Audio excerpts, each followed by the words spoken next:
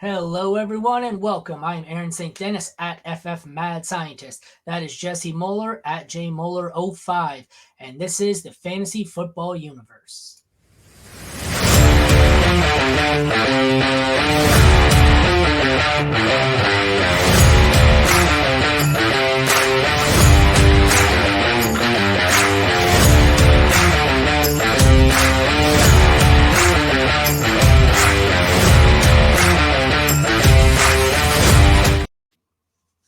All right, today we're going to be continuing on with our rookie sneak peek series. For the written version, head over to fantasyfootballuniverse.com and check out the rookie sneak peeks. We got we got Caleb Williams yesterday. We have Bo Nix today, and I think we have Jaden Daniels tomorrow. Not sure. We're kind of winging it. So regardless, this is Oregon quarterback Bo Nix. Let's take a quick look at this. Bo Nix, a standout from Scottsboro High School, generated a ton of interest out of high school as a four-star recruit. Ended up choosing Auburn, where he started. Let's see. Contributed right from day one. Let's see. He had 2,542 yards. I can't talk today, with 16 touchdowns and 6 interceptions as a freshman for Auburn.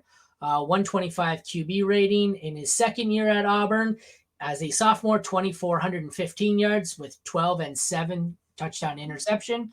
And in his third and final season at Auburn as a junior, 2,294 yards passing for 11 touchdowns and 3 interceptions. So he had some pretty damn similar numbers in all 3 years of Auburn.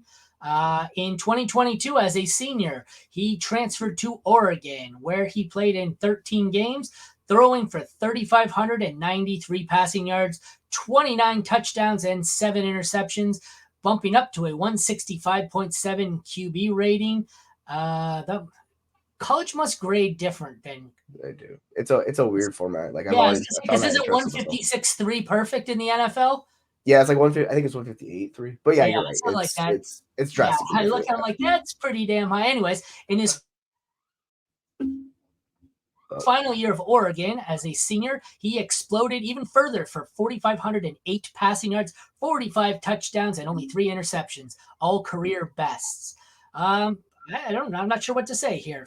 5-year starters are not common, especially with his talent. I see that after 3 years in Auburn, he probably didn't have enough to really warrant going to the NFL. It just strikes me as odd that after last year in Oregon, when he exploded, he didn't go then. I mean, he probably raised his draft stock coming back another year, but that's a 5-year senior there, or a 5-year starter there. What are your thoughts on him and his career as a whole? Yeah, like if you would tell me we were talking about Bo Nix as a potential first-round pick after his freshman year, I would have said you were bonkers, because back at Auburn, and that part of that was that offense and how inept it was. But overall, Bo Nix just was nowhere close to NFL caliber like quarterback. And we've seen this progression over the years where, like you're talking about after Auburn, like people just kind of thought he was just a guy. And they were like, you know what, you'll be a college quarterback, no big deal. But these last 2 years at Oregon specifically, you see a dramatic increase in things where he had issues. He's corrected those, and now he's possibly going as a first-round quarterback. So, like, congrats to him. But yeah, it's a 5-year quarterback. There's a lot of these guys in this draft class, so it's definitely adds a little wrinkle to it, I would say. So he's a senior, a little bit on the older side, obviously with 5-year starter. He's 23 years old, 6'2", 33rd percentile. As far as weight goes, he is 217 pounds for the 34th percentile. He's a little bit bigger than Caleb Williams. He's still not, prototypical monster quarterback size. He's kind of more like your mobile pocket passer. Any concerns there? Height, weight, nothing like that? Not really. Like, he kind of gives you that a little bit of basically like wiggle and his ability to move out of the pocket and kind of be on the move. It's interesting enough, a lot of the traditional white quarterbacks are a lot better scramblers than the black quarterbacks in this class. So it's going to cause people to kind of shift their process, because they'll think a white quarterback, oh, he can't scramble. It's like, no, you watch him play. The guy can move. He goes out on the run. Like, he's pretty good on the run. So overall, I think that's actually a strength for him. And we went there. Awesome. All right, let's move on from that high note and get into his scouting report, some strengths and weaknesses. As Jesse, alluded to prior, once he got to Oregon, he exhibited, a serious improvement in his pocket presence, his processing speed, his overall game really went to the next level. Not sure if that was just maturation or coaching change, a different coaching staff, but it really worked. He demonstrates, the ability to use the fundamentals and operate a pro level offense. I know the offense we were talking about earlier with Caleb Williams, he's going to have to make some transitions there to get with the NFL game. But Bo Nix seems like he's, pretty NFL ready. He's great at extending the plays under duress and, kind of improvising. He's not as good as Caleb Williams at it. He's pretty mobile. How do you see him as a rusher? I don't know. I don't see him as an elite rusher, but I think he's better than Williams rushing wise. How do you see it? Yeah, like it's more of a strength of his game because that's kind of like in Auburn in that offense they did. It was very run centric based. So like that was his skill set coming into college. And it basically transferred where if a play broke down, he would still get a first down by rushing, right? He could do that. So the more issues with him, I think, are on the passing level than they are as a rusher. Like, you know what you're going to get. He's capable. He can move out of the pocket. He can get you that first down when you need it. So overall, it's a better quality of athlete. But yeah, I think that is a much safer part of his game than it is his actual processing and arm strength and things of that nature. I think one of my biggest strengths for him was his ability to look off defenders and kind of manipulate them, holding them back and then just finding the open lanes there. I really found he was good at that. He had good arm strength. Like he doesn't have a cannon. He's not Josh Allen, but I found he's really accurate. Kind of reminded me last night of some of the throws Jared Goff was making where he was just zipping it in there. So I really liked that.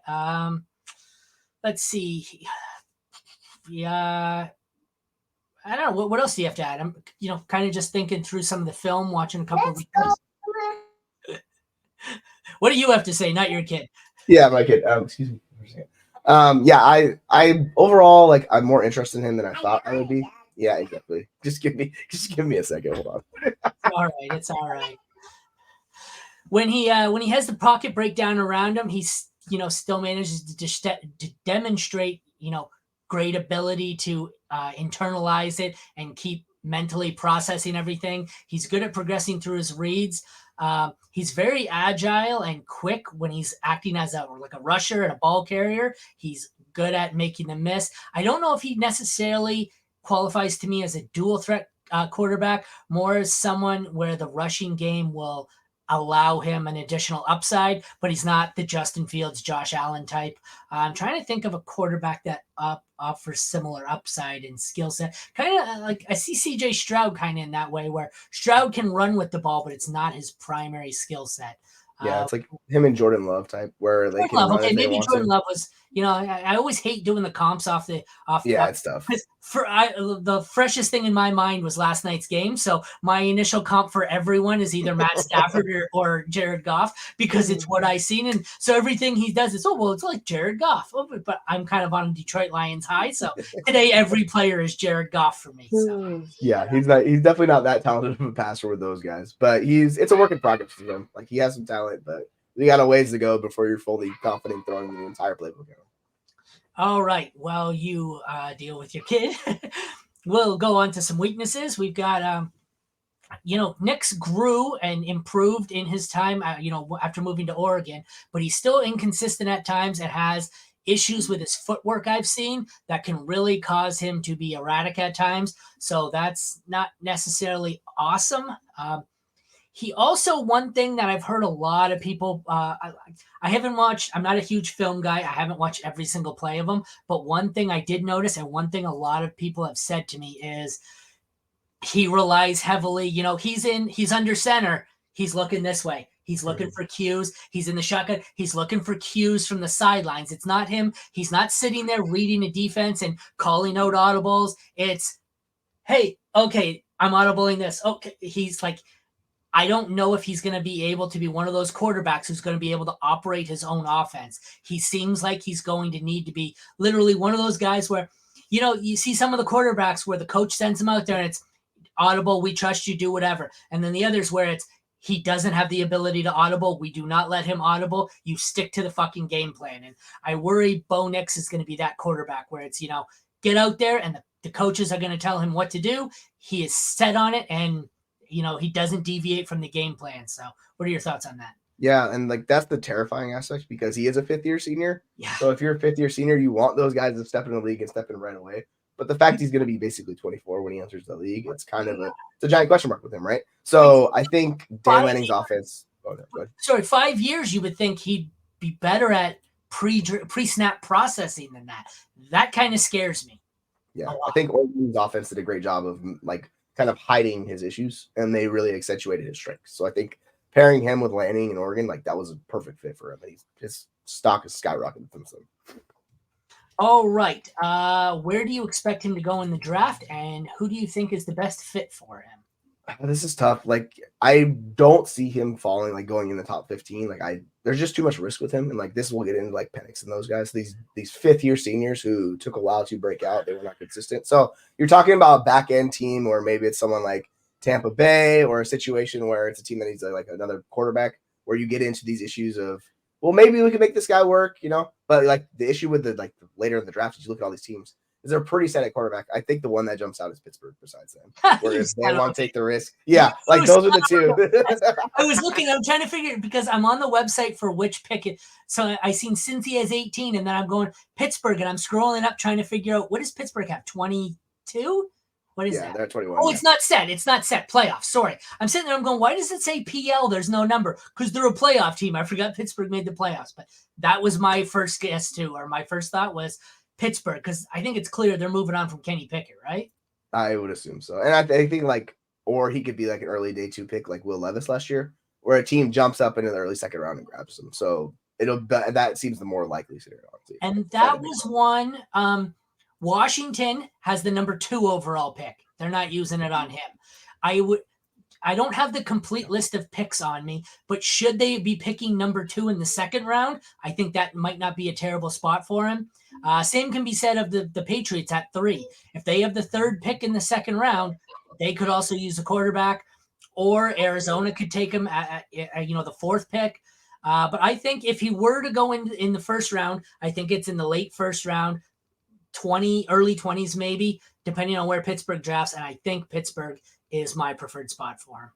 Yeah, that's going to be the go-to selection for these like late round 1 quarterbacks, because they're the team that most significantly needs the quarterback upgrade. So if they're a big fan of Bo Nix, which I wouldn't be surprised if they are, like, yeah, that seems like the go-to spot. All right, everyone, and that is a wrap for Oregon quarterback Bo Nix. Check back tomorrow for our next sneak peek. Don't know if we have Jaden Daniels or Marvin Harrison scheduled, but it will be one of them. And check out the website, fantasyfootballuniverse.com. Head over to sneak peeks, and we've got Bo Nix and Caleb Williams up on the site so far. The site is still under construction, so bear with us. Not all the sites are going where you need to go, much like Jesse's kid right now. All right. Take care, everyone, and have a good day. We'll see you tomorrow.